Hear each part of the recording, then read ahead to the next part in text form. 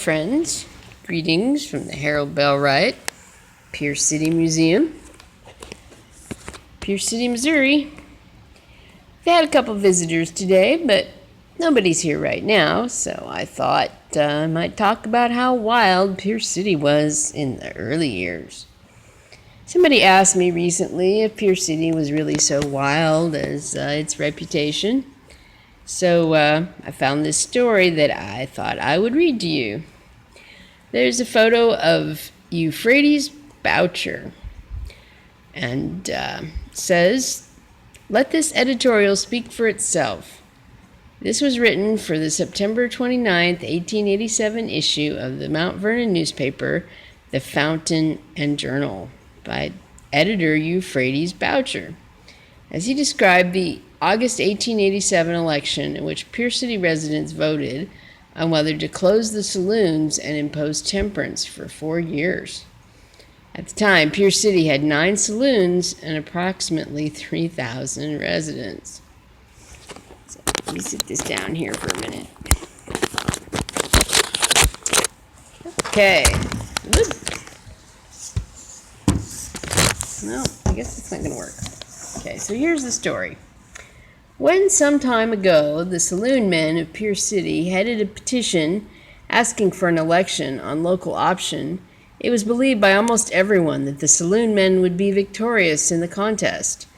But time, the Sybil book of all mysteries, unfolded a page in the history of Pierce City that was as astounding both in and out of the city as it was grand and glorious. A majority of 80 for local option in the very den and hotbed of rotten, loathing, death-dealing rum holes, as vile as Hades and degrading to the city and her citizens as pest houses in Oriental countries, was unlooked for, until a few days before the glorious battle was fought.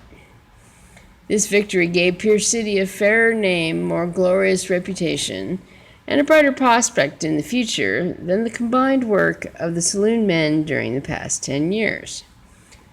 Properly, this victory belongs to the true, noble, brave-hearted women of Pierce City. We are proud of these brave women. The county is proud of them. The Southwest is proud of them. All the world should be proud of them. They left their quiet homes and firesides, and though they did not stand before the cannon's mouth amid the smoke and roar of battle, they, like good and faithful mothers, wives, and daughters, took the campaign into their own hands, and amid the fumes of rum, the vapors of hell, and the calumny of saloonists, they drove the enemy to the last ditch and trailed his dogskin banners in the dirt and mire of defeat. And when the result was announced on the evening of the election, a new star stood over Pierce City, a new angel clad in robes of white, with mercy on her wings, and declaring peace on earth and goodwill among men, hovered over that so long doomed and downtrodden city of rum power. Songs of praise and shouts of joy ascended to the realms of peace, instead of the songs of the inebriate and the reveling howls of drunkenness and strife. A grander victory was never gained since the Star of Bethlehem stood over where the young child was laid. Well, there you have it, 1887. Pierce City was a rum-soaked place, vile as Hades. Well, alrighty then. But I'm not sure that outlawing booze for 10 years made much difference, because in 1897, Harold Bell Wright came here as preacher. Someone had offered him $8 a week to come and be pastor of the First Christian Church in Pierce City. And he didn't think $8 a week was very much, even back in those days.